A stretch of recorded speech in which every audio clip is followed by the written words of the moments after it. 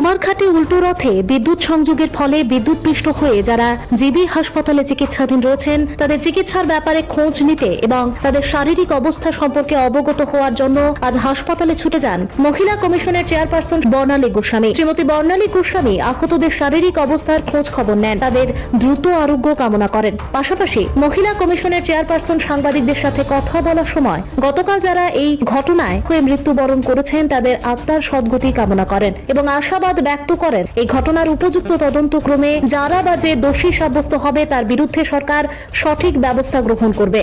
আসলে কুমারঘাটে যে মর্মান্তিক দুর্ঘটনা ঘটে এটা অত্যন্ত বিষাদগ্রস্ত করে আমাকে। আর এভাবে যে ঘটনা ঘটতে পারে সেটা কিন্তু কারোর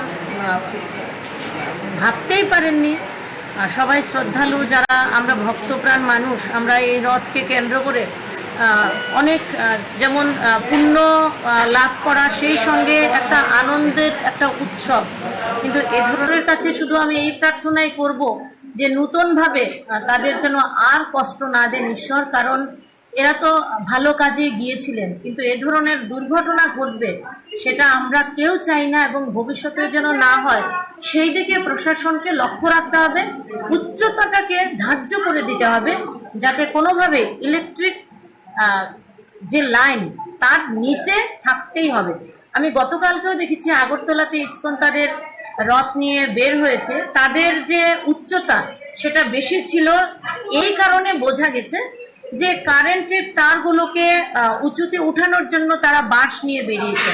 তো তারা জানেন যে তারা কারেন্টের তারের উপরে তাদের রথের চূড়া, এই দিকটা কিন্তু মাথায় রেখে সামনের বারের রথের ব্যবস্থা করতে হবে।